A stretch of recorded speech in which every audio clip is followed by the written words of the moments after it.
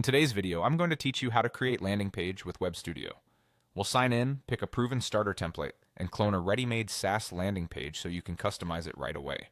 This method delivers a clean, professional result without building every block from scratch, and I'll share practical tips to keep things smooth and stress-free. First, head to the Webstudio login page. On the sign-in screen, click Sign in with Google, then select the Google account you want to use. If your browser asks for permission, confirm it so Webstudio can link your account. You don't need to type any passwords here because the login is handled through Google, which keeps the process quick and secure. Once you're in, go to the Starter Template area. This is the quickest route if you don't want to begin from a blank canvas. Templates give you a ready structure for a hero, features, pricing, and a footer, so you can focus on content instead of layout. You can customize everything later, but starting with a template saves time and keeps things consistent. Next, open the marketplace and find the SaaS landing page template. It's built for product-focused sites and includes the essentials most teams need. Click it, and a new tab will open with an option to clone.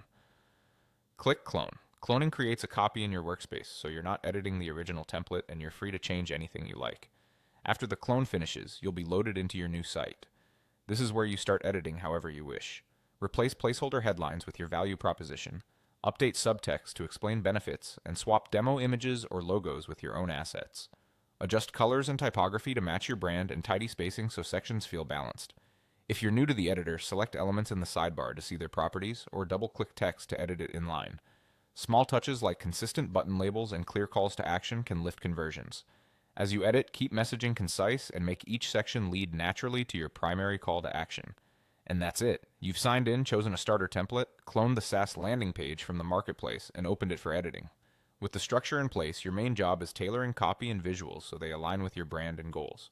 Take your time refining details, and you'll have a polished landing page ready to share.